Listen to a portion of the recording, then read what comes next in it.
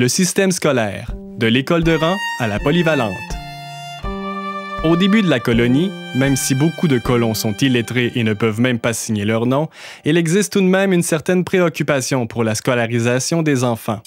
Les archives de Saint-Guillaume font mention de la présence en 1876 d'une école près du Moulin Assis, sur le 13e rang, et ce, au moins 2 ans avant la création officielle de la paroisse de Saint-Eugène.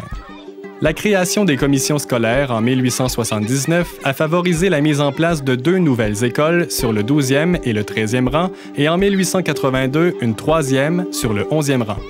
Pour réduire la distance de déplacement et parce qu'il manque de place pour recevoir les 60 élèves, une école sera établie au village en 1895.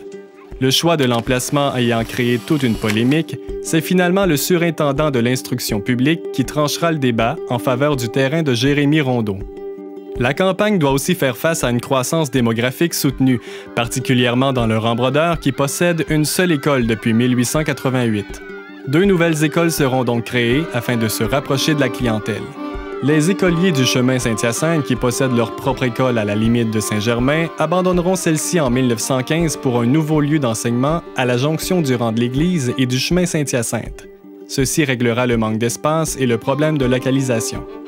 Avec 6 écoles réparties sur le territoire, les besoins financiers sont élevés pour assumer les coûts de construction et d'entretien et améliorer quelque peu les conditions de travail afin d'attirer des institutrices plus qualifiées. Malgré de maigres subventions provinciales, les parents propriétaires demeurent les principaux pourvoyeurs de fonds par le prélèvement de la taxe scolaire. L'implantation d'un système scolaire ne fait pas l'unanimité parmi ces familles de défricheurs dont la majorité est totalement illettrée. On peut le constater en examinant les pétitions présentées pour appuyer diverses demandes. Celle de 1878 révèle que 43 des 53 signataires ont apposé une croix en guise de signature et sur celle de 1883, on dénombre 28 croix contre 25 signatures. De plus, certaines familles constatent que leurs enfants plus instruits ont tendance à délaisser la terre familiale et à opter pour la vie urbaine beaucoup moins exigeante. Ils privent ainsi leurs parents d'une main-d'œuvre bon marché et d'une relève éventuelle.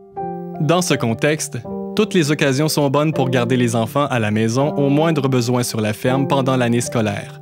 Comme la fréquentation scolaire ne sera obligatoire qu'en 1946, la majorité des enfants abandonnent les études vers 10 ou 12 ans et savent à peine lire et écrire. Pour ce qui est des études supérieures, sans le support gouvernemental, il n'y a que les fils de notables ou ceux de riches cultivateurs et parfois de jeunes aux talents exceptionnels qui seront admis au séminaire de Nicolet. La commission scolaire locale dispose de moyens très limités. Avec quelques subventions arrachées péniblement au gouvernement, les taxes scolaires sont difficiles à percevoir à cause de la pauvreté des familles ou leur manque d'enthousiasme pour l'éducation. Faute de moyens, on doit se contenter d'institutrices non diplômées, mal payées et difficiles à recruter. En plus de recevoir un salaire peu attirant, elles doivent assumer les frais de chauffage de l'école et leurs frais de pension, sans compter qu'elles se doivent, morale l'oblige, de mener une vie exemplaire. De plus, les locaux étaient mal équipés et les routes affreuses sur des distances considérables à parcourir pour plusieurs enfants qui devaient aussi endurer les rigueurs de l'hiver. Dans ces conditions, la petite communauté de Saint-Eugène a fait preuve de beaucoup de bonne volonté pour réussir à implanter son système scolaire. L'annexion du chemin Saint-Hyacinthe en 1891 et la croissance régulière de la population amèneront des ajustements au réseau scolaire qui comptera jusqu'à 7 écoles, 2 au Rang-Brodeur, 1 au 11e rang, 1 pour le chemin Saint-Hyacinthe et 3 pour le rang de l'église, incluant celle du village. Pour chacune d'elles, une institutrice, parfois aidée d'une assistante, doit enseigner à des jeunes de tous les âges et jusqu'à 7 niveaux scolaires avec des moyens passablement limités. De 1912 à 1963, les Sœurs de l'Assomption de la Sainte Vierge prendront en charge l'école du village et contribueront à l'amélioration de la qualité de l'enseignement tout en veillant à l'éducation religieuse et civique des jeunes.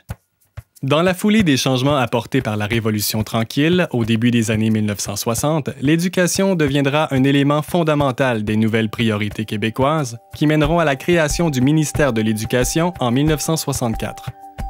Entre-temps, Saint-Eugène fusionnera ses 2 commissions scolaires en 1962 pour se doter d'une seule école centrale qui ouvrira ses portes le 15 novembre 1964.